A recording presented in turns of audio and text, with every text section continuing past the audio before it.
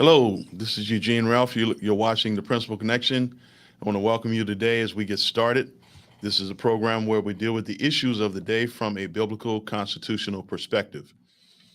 And today, it is my prayer, as it always is, that God wouldn't stop spiritually deaf ears and open spiritually blind eyes, that his people may be able to see and hear clearly his word and be about his business.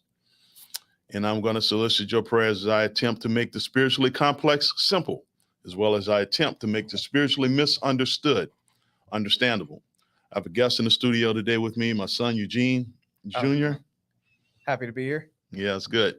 So we're going to be discussing some things today, a little bit more detail. Last time we got into it a little bit, but want to talk a little bit more detail about this because this is a very important issue.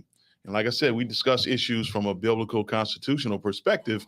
With that being the case, we need to be looking at what's happening and not get bogged down in partisan rhetoric. Often, I am a Republican for those who are questioning that situation, that have a little curiosity about that. But the point is, I'm not a blind individual, okay? And I encourage you, regardless of what party you find yourself to be a part of, although I strongly disagree with the Democrats, that you would look at issues and be honest with yourself in assessing how these things play out, because some of them have dire consequences. We're going to be getting into some of that right now.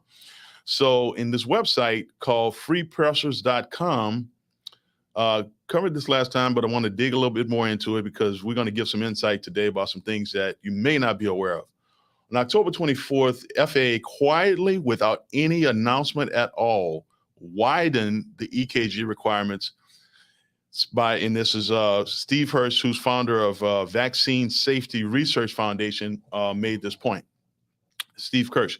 And so the issue is they widen the EKG parameters. So that means that a pilot does not have to measure up to the same standard as they previously did, prior to them widening the standard, which took place this past October.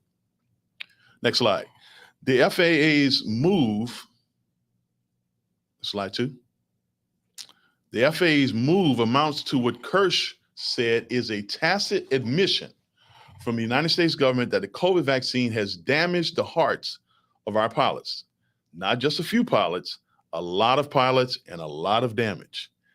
I think that's something we need to be concerned about, my friends. You see, I know some people don't fly. Some people don't fly for all kinds of reasons. They don't like. I'm not going to say they don't like airplanes. They're afraid to fly. Some people don't fly because they can't fly. But for those of us who fly out of necessity for various reasons, that's very concerning. And not only that, if typically you have pilots and co-pilots, right? Right. And so if both of them were mandated to take the shot and these guys have heart attacks, not likely they're going to have heart attacks at the same time. But we don't want our pilots having heart attacks because of something like taking a shot, which, we're going to get a little bit more into that as the program unfolds. So, because there's a lot to this. So next slide, please. So Kirsch, who is the guy that's talking about this stuff, says, in other words, the COVID vaccine has seriously injured a lot of pilots, and the FAA knows it and said nothing because it was tip off the country that the vaccines are unsafe. And you aren't allowed to do that. You're not allowed to tell people the truth. That's a large part of the problem we have right now. The government, as I told you in one of my previous programs, is not to be trusted. Now, a lot of people, especially in the Black community, we trust different people in the government. We trust, historically, Black people have trusted the federal government because the federal government came to our aid back in the, civil rights era to help to deal with some of the local and state government who had run amok and just not doing what they're supposed to be doing.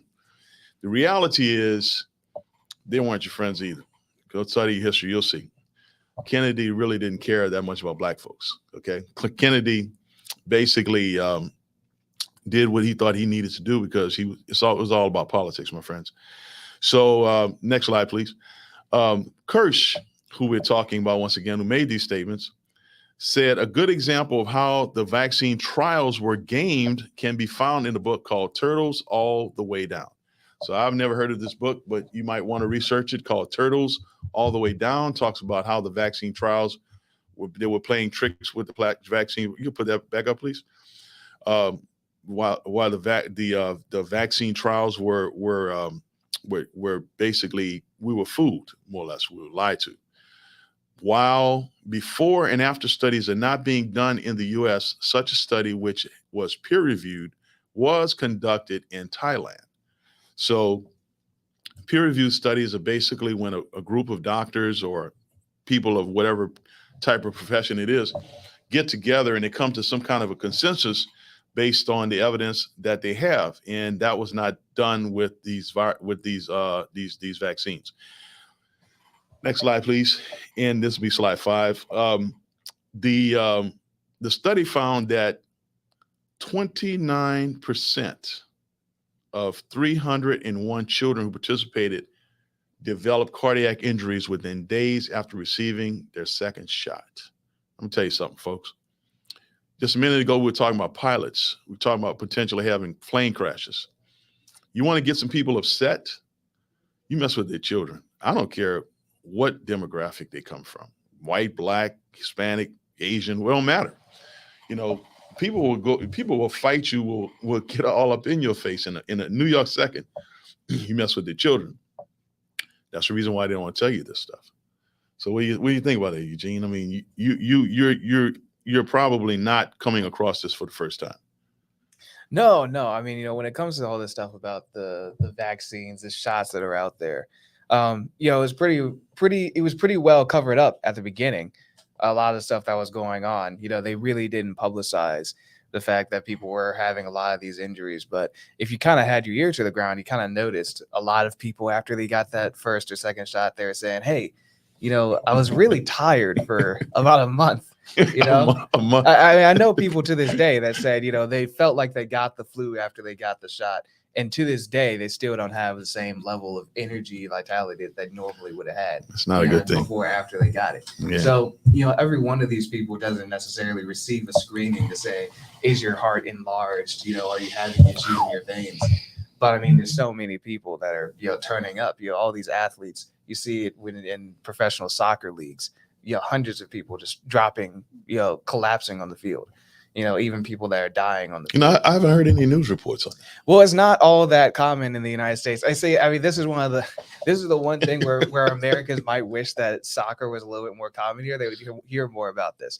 But, soccer is not all that common here. So most of that stuff stays overseas. But even in football, we've heard of this happening with a couple of people. It's not really nearly as prevalent. A lot of times, sometimes in practice, people are talking about, issues that they're coming up with. But, these are issues that kind of come up, and it's pretty bad. And I guess, the thing that bothers me, like, just relentlessly about this whole thing is because in America, we have the right to free speech, supposedly. But the problem is the government, along with is happening with as a result of the government, because the bottom line is the pharmaceutical companies could not get away with this if the government didn't allow it, to basically shut anybody down who talks about the problem with the shots. And, if we know anything about vaccines are basically medical experiments that go on for years before they actually release the vaccine. Fauci even said himself, typically it take 18 months before you can actually come up with a vaccine. And you have to have medical trials to see how people's bodies respond to these things. And also, one thing that happened with these shots, a lot of people they're not aware of, is that the reality is they didn't test them properly. But one of the things people didn't pay attention to and weren't aware of, we have some technical weren't aware of, was that with these shots, the pharmaceutical companies were allowed to not be responsible for anything that happened to you within for a period of time. I think it was because it was considered emergency trials or whatever. So the pharmaceutical companies were not actually what were told. There was some kind of an agreement with the government where they didn't have to be responsible for any negative effects that it had on people. Now, I'm gonna tell you something. I'm a Republican, yes, but I'm a common sense person. Okay, you call it like you see it. Donald Trump screwed up on this one. Okay, people say, I remember back when Trump was in office, people said, "I'm not taking that shot." Remember Kamala Harris? She said she wasn't taking the shot because, as if Donald Trump was responsible for, coming up with the shot, right? But then once he was gone, then everything was great. And Biden said, not only should you take the shot, I'm gonna force you to take the shot if you don't want to take the shot. And I have a hard time understanding how people don't have a problem with that. And the government is going to force you to put something in your body when that could possibly be detrimental to your health or maybe even cause death. So that's just something to consider. Now, what I wanted you to discuss, because you gave me some insight on this I wasn't aware of the other day when we were talking about this, had to do with the pilots in the shortage. Because in this report that's reported, which before I go on, I want to say this: the World Tribune was the published publication that I initially got this report from, worldtribune.com. Do you know when I went to their website this morning, it was down? I just found that interesting. But fortunately, a number of other publications have picked it up, so it's still getting out there. Town Hall and some other publications have picked it up, and so they're putting it out there. Epoch Times. My point is that you were telling me about some of the problems that was mentioned in the report as to why they didn't talk about this, because of why they expanded the EKG ranges for the pilots was because of the shortage of pilots. Right. Yeah. So, I mean, pilot shortage, this has been something that people have been aware of for some time, that, pilots are starting to retire. It's one of those things where the age of the people that are typically in this industry professionally is skewed significantly older. Okay. Right. So a lot of them are reaching retirement age. Yeah, we all know that, I think it's, exponentially the amount of boomer age people that are basically reaching the point where they're just leaving the workforce. Right. So the same thing is true of pilots. The issue is that it actually takes a lot of time, a lot of dedication to actually train to become a pilot. Is very expensive. It's not the sort of thing that you can just take out a student loan for and then hope that, if you don't actually get a nice cushy commercial job, that you can end up getting paid $60,000 a year to send emails somewhere.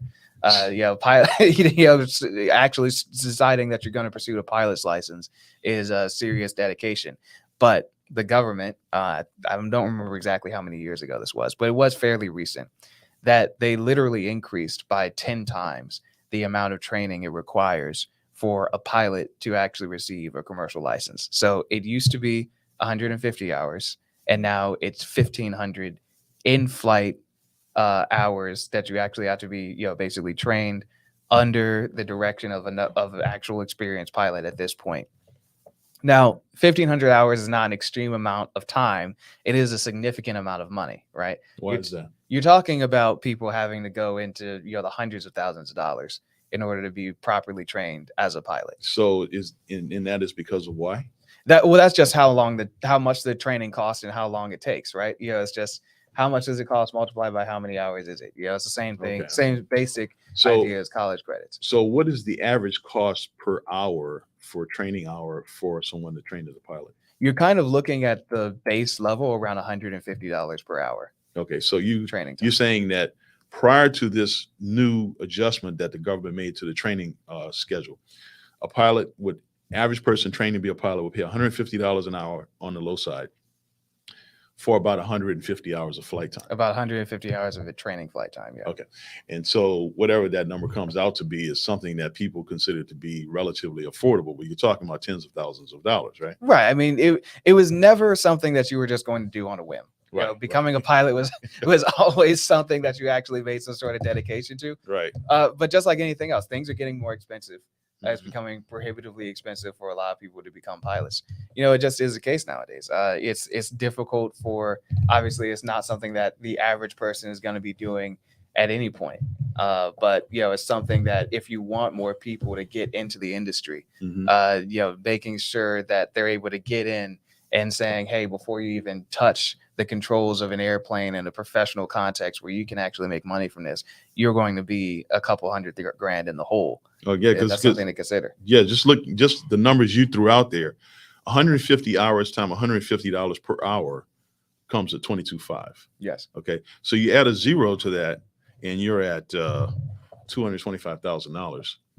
That it costs you to learn how to be a pilot, which what type of job you get is right. And of course, keep in mind, just because you got a commercial pilot's license doesn't mean you're going to be flying United the next day, right? The people that are flying the jumbo jets, these are guys that have been experienced, have been in the game for a long time. Nowadays, a lot of them are former military pilots. They come out and they basically train for the civilian world. Right. But a lot of people, they're going to be flying, small planes, prop planes. They're going to be selling, flying freight delivery, essentially. Right. Small freight. Mm-hmm. It's not, you're not going to be getting out and getting the big cushy job, right at the end, at the beginning. Right. So you're looking at in what type of, we figure 1,500 hours of flight time. 1,500 hours of work time, you can get that done in a year, but 15 hours of flight training time, we're probably looking at several years, right? You're probably looking at several years of training, yeah. Okay, so about 3. So it's nothing that's going to happen overnight, right? Okay. And all of that, it's always going to take a little bit of time. Obviously, you're not going to be able to just get 8 hours of flight time every day, right? There are limitations on how much you can fly in a day. And aside from that, flying itself is a physically demanding thing. So yeah, I mean, we want people to be able to get into this industry. It's only going to make flying more prohibitively expensive, more dangerous as time goes on. And we see up on the screen, Mr. Producer put up some information about how to become a pilot. And it says, first thing you need to do is research pilot schools. Then you need to take an introductory training flight once you actually go through some first steps. Apply for an FAA medical certificate. Oh, we're back to the FAA again. Right. And this is, of course, making sure that you're medically cleared to actually get behind the controls of a plane in the first place. Right. It's right. Because okay. And then apply for a FAA student pilot certificate and then start flight training lessons. So, it's this whole thing about becoming a pilot. First of all, you got to want to do it. Okay. Not everybody wants to become pilots. And among the people, which I believe is probably obviously a small percentage of people who actually want to become pilots, those who want to become pilots, they have the opportunity to do it.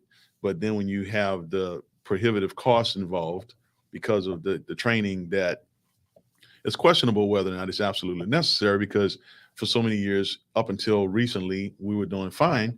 And, I guess I'm quite sure, I haven't done this myself, but I'm sure that if we was to do a study on how many crashes we've had, percentage of crashes, of whether crashes have increased since they require this training, whether or not it's increased or decreased. And this is an important point, because this whole thing was spurred on the federal level when there was a plane crash, a commercial flight. People tragically lost their lives. Nobody survived on the plane crash. Okay.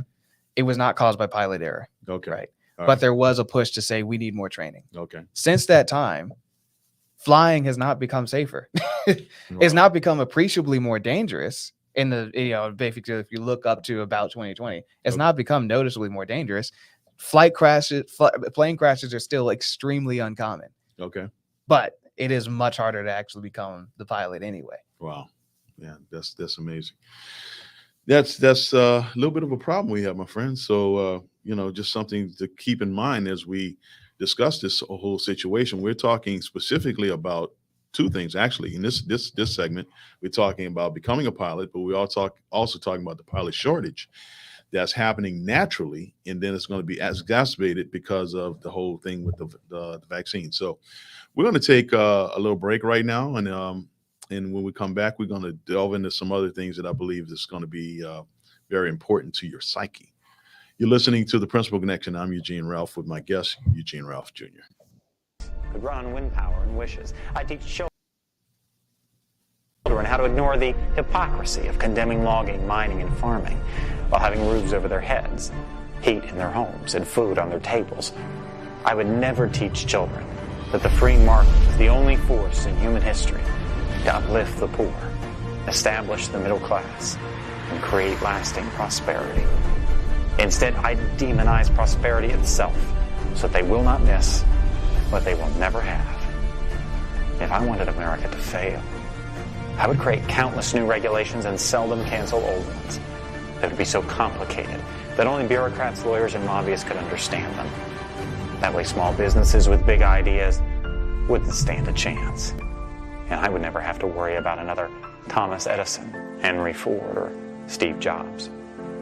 I would ridicule as flat earthers those who urge them to lower energy costs by increasing supply. And when the evangelists of common sense try to remind people about the laws of supply and demand, I'd enlist the sympathetic media to drown them out. If I wanted America to fail, I would empower unaccountable bureaucracy seated in a distant capital to bully Americans out of their dreams and their property rights. I'd send federal agents to raid guitar factories for using the wrong kind of wood. I'd force homeowners to tear down their own homes built on their own land. I'd make it almost impossible for farmers to farm, miners to mine, loggers to log, and builders to build. Because I don't believe in free markets, I'd invent false ones. I'd devise fictitious products like carbon credits and trade them in imaginary markets. I convince people that this would create jobs and be good for the economy. If I wanted America to fail, for every concern I'd invent a crisis, and for every crisis I'd invent the cause, like shutting down entire industries and killing tens of thousands of jobs in the name of saving spotted owls.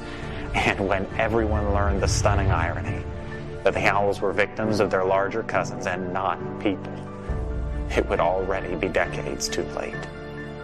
If I wanted America to fail, I'd make it easier to stop commerce than to start it, easier to kill jobs than create them, more fashionable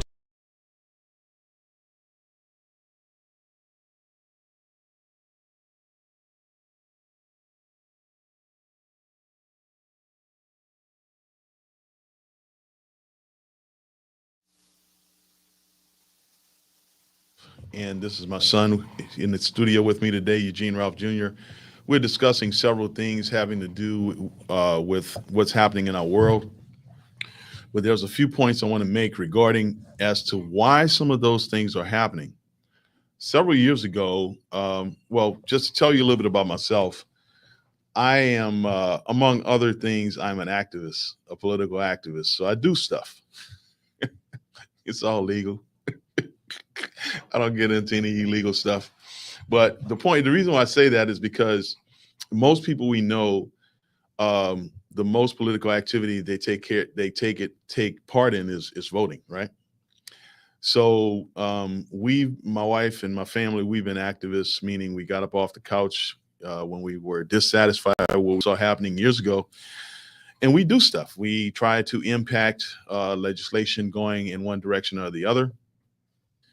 But a lot of what we do is, what I do specifically is I talk with people to find out where their heads are regarding certain things, because I believe that is necessary in order for us to come to get where we really, I believe most of us want to go. It's important that we actually take into account the vital aspect of the decisions we make. So a few years ago, I wrote a series of questions to ask people when I talk to them, called questions. I titled it Questions to Ponder.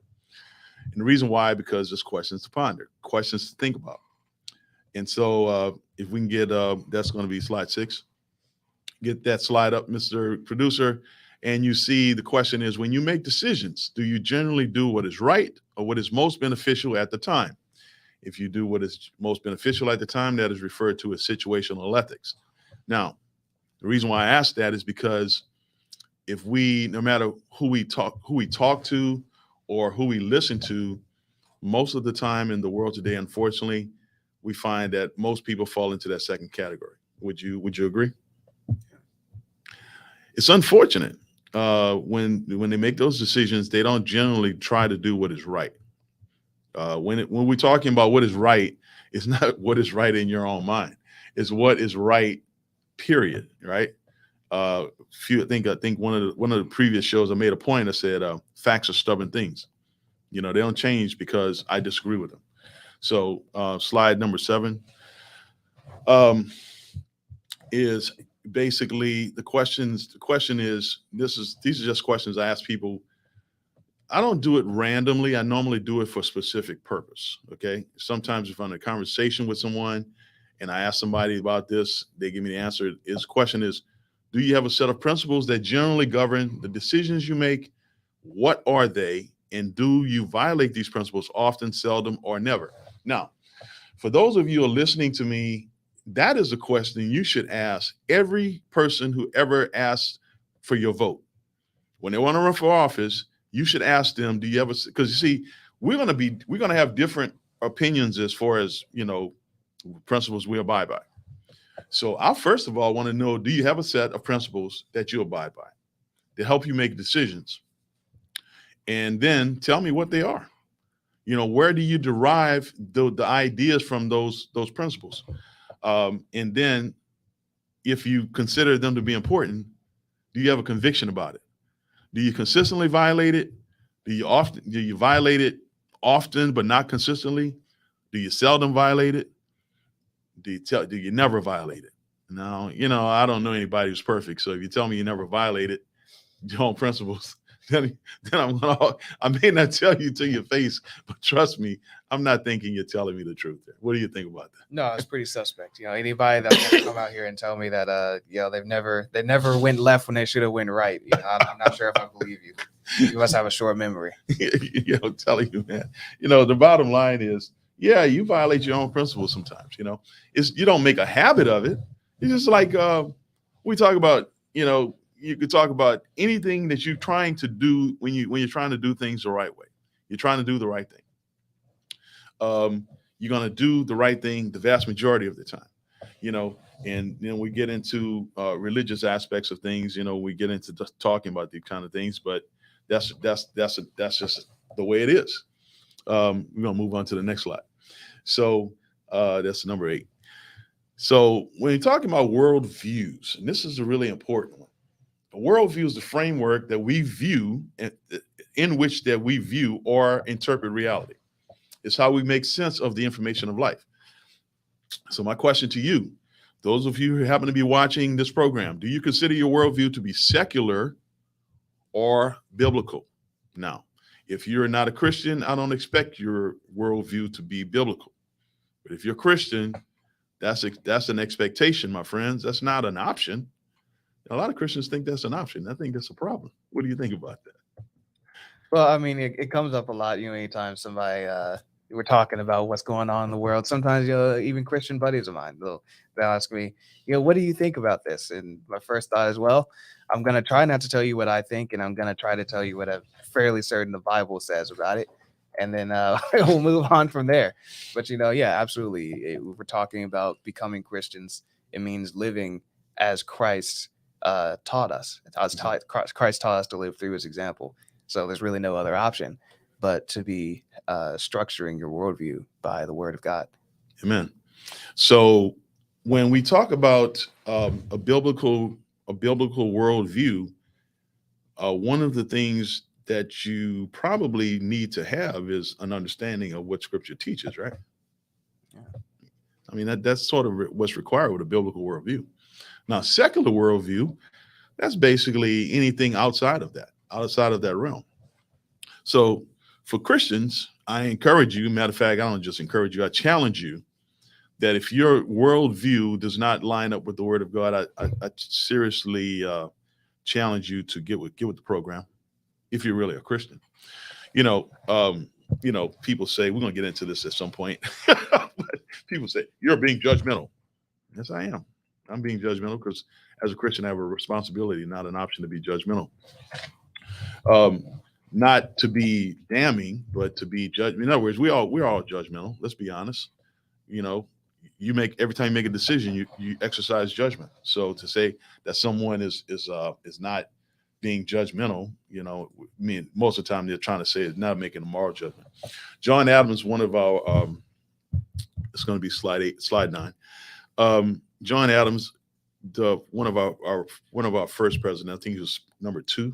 Yes. Yeah. President number 2 of America. He said, Our Constitution was made for only. Our Constitution was made only for a moral and religious people. It's wholly, totally inadequate for the government of any other. So, how would you interpret that?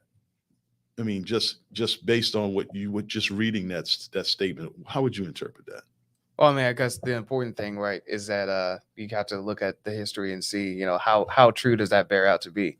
And as a country you have, right, as it is now, I don't think anybody would reasonably say that America is a Christian country today, But if we remember in Massachusetts, John Adams' home state, whenever the Constitution was first put in place, it was literally required for you to be a Christian in order to serve in office in Serve in office, Massachusetts. right? Yeah, that's true. In order to serve in office in Massachusetts. That's So right. things have changed a little bit. And let's look at, where we are, right? Mhm. The Constitution as it was then, was based on a history that people were pretty familiar with coming from, England in the 1700s. Right. It was a world where, we hoped that government officers would kind of do the oaths that they'd taken, that they would basically be working to protect the people. Mhm. And one of the things that they wanted to make sure was that government didn't abuse people as it had in the past. Right. So they put things in place like saying, we're going to make sure that you can speak against the government if you want to. Right. We're going to make sure that you own guns so that you can overthrow the government if you need to. Right. That's right. And we're also going to make sure that in this situation where you're brought up in some sort of prosecution, we're going to make sure that the government doesn't make you do crazy things like stretch you over a board. Right. But instead, now we're saying that, you can't have executions against, serial murderers and rapists. Right. It's a very different world. So up on the screen, you'll see that we have the comparison between the cultural worldview and the biblical worldview. The cultural worldview says a physical world that is all that's real. I would be inclined to say that's more of just a secular worldview. It depends on the culture. Culture changes depending on the people, but the general secular is pretty much static. The biblical worldview is the physical and non-physical worlds are both real. The cultural worldview says all facts deal with the physical world. Anything that isn't physical, meaning ethics, morality, religion, aesthetics, etc., is a matter of opinion, not fact. The biblical worldview says these are the facts, absolute truth about the physical and non-physical worlds. The cultural worldview on point number 3 says that all physical events have purely physical causes. The biblical worldview says the non-physical world influences the physical world, and there are non-physical causes of physical events. I think I tend to term that in there's physical consequences to biblical, physical consequences to spiritual violation. Violate spiritual laws, there's going to be physical consequences. Yeah, Mr. Producer, could you put that back up on the screen one more time? I just wanted to cover that last point. And then the cultural worldview says there's a deep separation between the world of fact and the world of values. Facts can shape values, but the values cannot be used to explain facts. The biblical worldview says the physical and non-physical worlds are integrated into a single reality. Now, the reality of what we're talking about today at this point have to do with the worldviews. Why the worldviews are important. Why do we talk about those things? Because in large part, that's entirely how our nation is established. And regardless to what a person's opinion is, it doesn't change that. I mean, you can disagree with it, but it doesn't change it. And you see, I always tell people, well, I ain't gonna say I started doing this recently. I would say probably the last, 15, 20 years. I started out of frustration because I was seeing things that I hate. I think most of us hate hypocrisy. All of us demonstrate it at various levels at different times in our life. But we try to, those of us who are serious, we try not to demonstrate hypocrisy. We try not to be hypocritical. But we see hypocrisy on the probably most blatant levels in the media. When I say the media, I'm talking about the general media, the news media, and definitely in politics, right? And unfortunately, you see it a lot in church too. So the people say every time something bad happens, they say, well, we just need to pray. Right? I don't have anything against that. What I find interesting is that they ignore God until they do something, until something bad happens, and then they say we need to pray.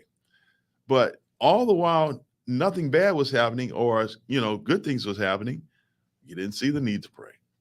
I find it interesting that people always kind of fall back on that. And so I tell them, I'm a little bit of a smart aleck, so I might say something like, no, you don't really need to pray. You should have been praying a long time ago. I'm not going to tell them not to pray. What I'm saying is that don't think you can play God, right? In other words, if there's anybody in this universe that you cannot play, and that's God, right? It's like you can play anybody, right? You can run a game on anybody and probably get away with it, but you can't run a game on God. So you got to have sense enough to know that. Unfortunately, a lot of people they don't seem to have that sense. So, Mr. Producer, let's move on to slide number 10, and we're going to deal with this this issue of the First Amendment.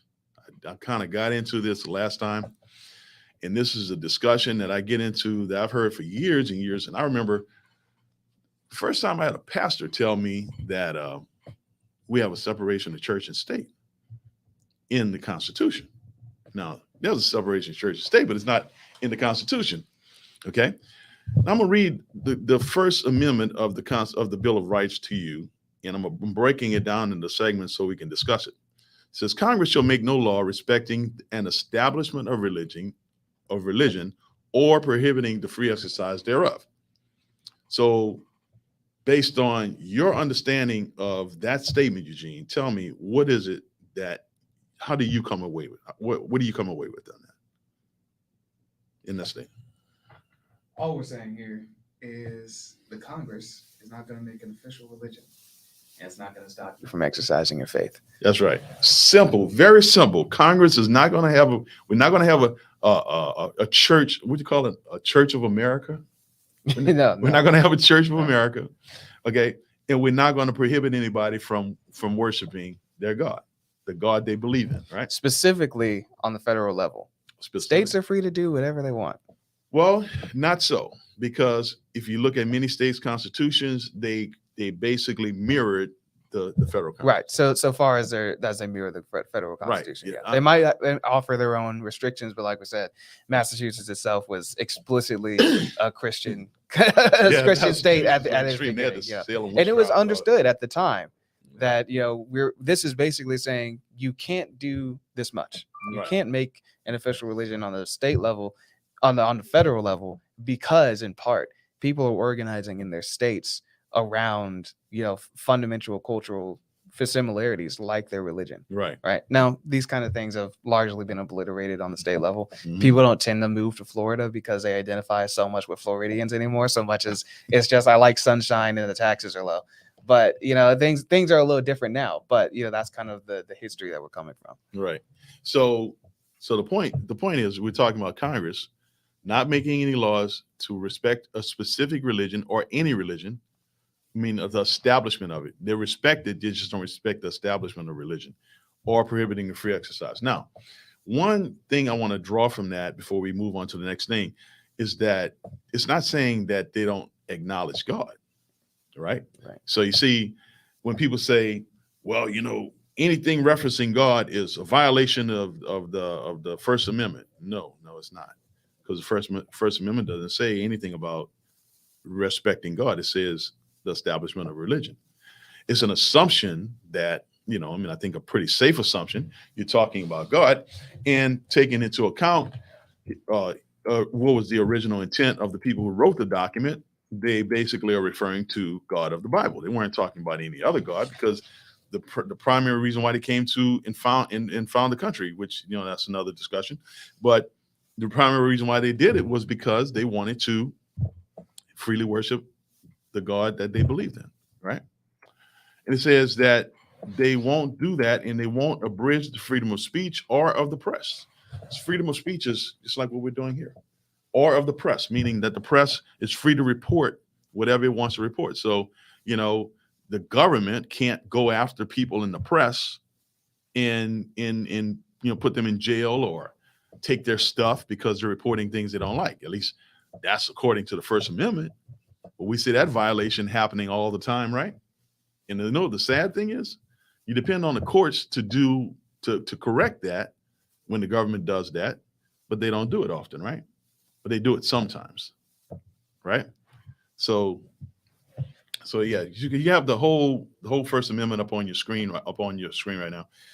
And the last part of it says, or the right of the people to peacefully assemble and to petition the government for a redress of grievances.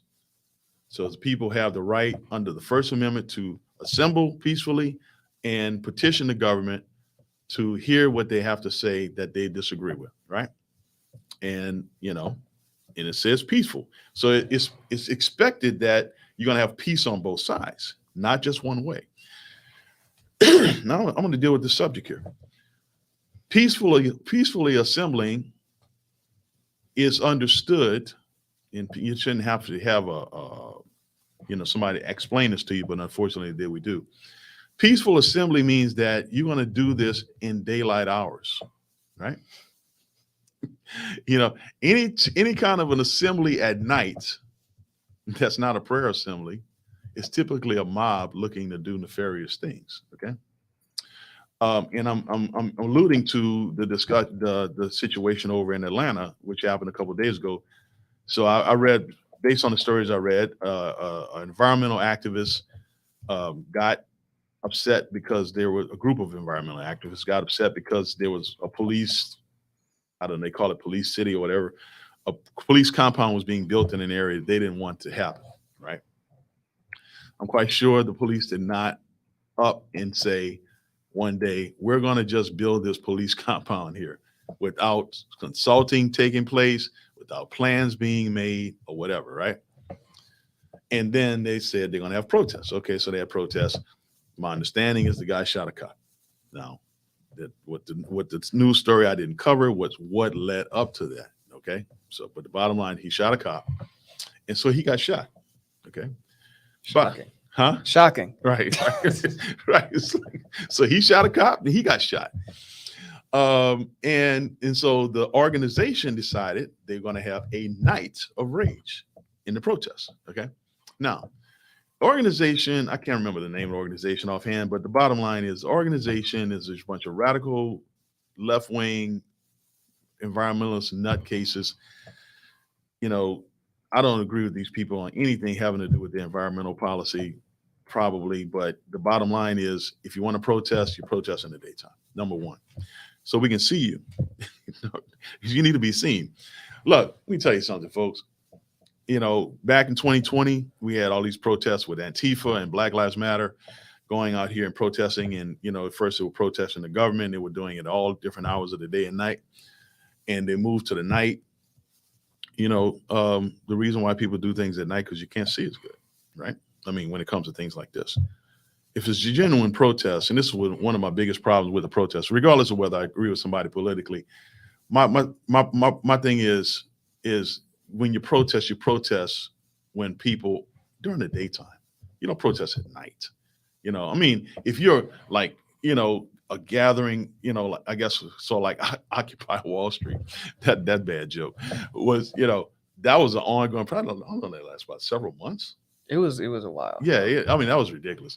But my whole point is that when you protest, there's an order to what you're doing if you're trying to truly accomplish what you say you want to accomplish. Now, unfortunately, Black Lives Matter and Antifa basically accomplished some things, but I don't know if it probably was what they were trying to do. I don't know. My whole point is that there was a lot of bad things that happened. People lost their houses, lost their businesses, because of basically looting and, burning buildings, arson, all kind of stuff taking place in 2020. My point is that the people who were attacked were not the people who were the problem, right? The problem was the cop who had his knee on George Floyd's neck for 9 minutes. That was the problem. The problem was the people in the government who tried to defend that, not just a random people, you can go out here and just burn everything down and tear people's businesses and destroy their livelihoods because you want to act like a fool. So my point is that where this in the First Amendment talks about the peacefully assembling, peaceful assembly, that's what it means. Now, what it doesn't mean, and I'm going to go back a little bit of history here, is, since we're just getting past MLK Day, what it does not mean is for the government to actually turn fire hoses on you and stick dogs on you, like what they did back in the 60s. I think a lot of people learn from that. That was a peaceful assembly, but that was a violent reaction, violent response, right?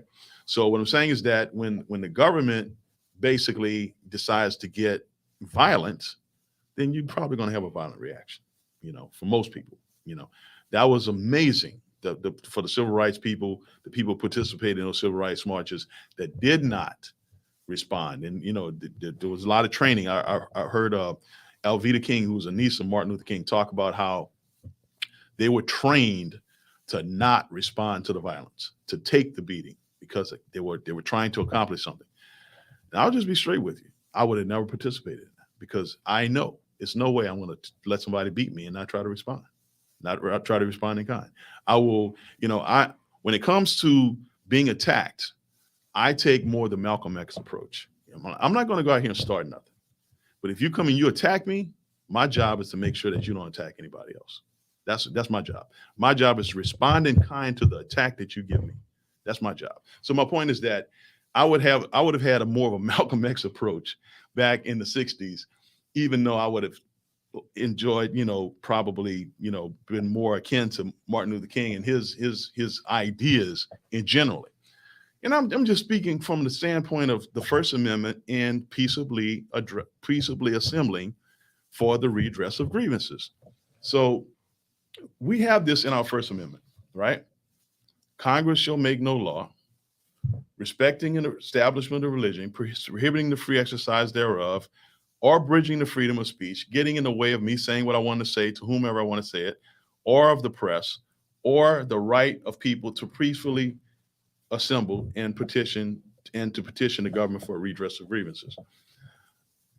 It's important that people understand what's in the Constitution and what's in the Bill of Rights in order to be able to fully take advantage of our rights. In other words, I cannot practice what I do not know. Am I correct? Mm-hmm. Okay. So I'm just curious, when you talk to people in your peer group, how familiar are they with these things? And for the ones who are, what do they have to say? Well, I mean, everybody basically understands, the First Amendment, at least when it comes to the individual rights portion, specifically of speech and of press. Okay. This stuff is the civic religion is pretty strong, at least on that aspect. So, Okay. People are pretty well drilled into their head that, you have the right to be able to go and make a fuss about things that are important to you. Okay. All right. So they seem to forget the first part, though. The first part talking about the religion. Just a little bit of backstory. The reason why the founders put that in there is because when they were running away from the other countries, England and other countries, their religious practices were being how would you say, curtailed or infringed upon. Okay, they could not freely practice their religion, so they were running to a place, and I say running, not literally, they were running to a place where they could actually practice their religion freely. They were so devout, so committed to God, that they wanted to be able to freely exercise their right to pray and worship the God that they believe in, right? Which, is the one true God. So the reality is that they went to great lengths to do that. In setting up the country, they made this be the first amendment in the Bill of Rights, which is part of the Constitution, but it's kind of like a specific part of the Constitution, and you need to know what it says. So I always encourage people to read it, just like I encourage people to read the Ten Commandments, so you know what it says. Yeah. So the thing is, when we discuss these various things, this is not just for fodder. This is just not just talk. Basically, I think it's really important that we as individuals and as American citizens pay attention to all of these different things. We have a lot of things going on. Moving forward, we're going to discuss even more of what's in the Bill of Rights, because if I have anything to do with it, I want you to know. At least you watch this program, I want you to have some clarity on this, so you don't have to listen to all the talking heads on whatever shows you watch or listen to, that most of the time have agendas and they're just not telling you the truth. Look, I'm not saying that everybody's lying. I'm saying is that some of these guys and girls, they don't even know the stuff correctly themselves. And so, I guess your question would be, Eugene, how do you know it correctly? I said, because I studied it. And if you study it, you'll know it correctly as well. The other thing we talked about, that I talked about in one of the previous shows, had to do with drivers, truck drivers. I just kind of alluded to that. I didn't really get into it. But just like we have a shortage with the pilots, we also have a shortage with the truck drivers, right? And so the truck driving world, I'm saying this because we're talking about things related to the economy, things related to our lives. The truck driving world, the guys in there are aging out. And I think it's important that just like we have truck drivers aging out, we have pilots aging out. But the difference is, number one, to be a truck driver, commercial truck driver, the qualifications are not as high, and the cost to learning how to do it is not as high. So if you're someone who's, depending on the age and health you want to become a truck driver, trust me, you'll find that to be a field of work that, and I don't suggest you do it forever. This is just my opinion. But you'll find that to be a field of work where the pay is pretty good right now, because it's a supply and demand issue, just like anything else. And the more demand that we have, the higher demand, the greater the more income they're willing to pay you for that. What I would suggest is there's a man or a woman these days, because women, there's more and more women getting into it, which I would not encourage that. But I mean, if that's what you want to do, you knock yourself out. Some women are doing it in teams, which I think if women are going to do it, that's a good idea to do it in teams, because it's a safety issue. This is a man-dominated field, and I realize that people want to get all these discussions about males and females. Bottom line, we're different, okay? If we weren't different, we wouldn't be attracted to each other if you're normal. And so, so basically, what I'm saying is that the getting into the truck driving world, and you do 5, 10, 15 years, whatever, and get out, because you can make some serious money. And if you do, you invest your money properly, and all things being normal, because we've had some and nothing is. Huh? And nothing is. That taking into consideration, nothing is normal. Well, okay. All things being normal, okay. And you notice I didn't say all things being equal, because most things aren't. But all things being normal, we can expect that after a period of time that you can accumulate a certain amount of wealth, okay, that you can not have to work for. You not have to drive a truck anymore if you decide that's not what you want to do. You can go into another line of work. You can maybe start your own business. That's what I always strongly encourage, whatever it happens to be, because this is a part of what America is, free enterprise system. Like explained before, the people who started this radio station, this podcast station, they started this podcast station with an idea, because they were they're entrepreneurs, and entrepreneurs. We have entrepreneurs of all types here in America. And I would say, as a result of the pandemic, what happened during that period of time, people found out that they were entrepreneurs and didn't even know it. Because right now we have people who basically, had an opportunity to leave a job for a period of time and then found something else to do and say, I like this better. I don't think I'm going back to that. Right. And so yeah. So the a lot of things, interesting things having to do with what we're talking about today. But we're going to delve a little bit more into questions to ponder, a little bit more into the foundations of the country and stuff like that, especially the Bill of Rights in our next program. And hopefully you'll be back here with us. And I want to thank you for coming on today. Huh? Okay. We got a game called Hot on the Spot. and so basically, are you a morning person or a night owl? What makes you flourish? What makes you flourish in that hour?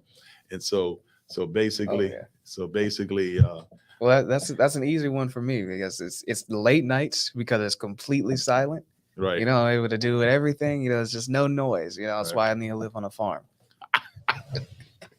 Yeah, I tend to work better late at night. I don't know why that is, but I do. Still trying to figure that out. Well, that's weird. If you had extra room in your house, I don't think I need extra house in my room. What would you use it for? If I had extra room in my house, oh man, I want a few extra rooms. I need a few extra rooms, but I can tell you, if I had an extra room in my house, I would just probably declutter some of the rooms I have. Oh, extra room in the house. That's a studio. It's a studio. Yeah, that's yeah. true. You produce from home. That's not a bad idea. Yeah, but I'm not gonna abandon Mr. Producer over here, so I don't know. All right, folks. We're going to wrap this up. I'm Eugene Ralph. You're watching the Principal Connection. It's my co-host today, Eugene Ralph Jr. And hopefully we'll see you next time. And until then, have a good week and God bless.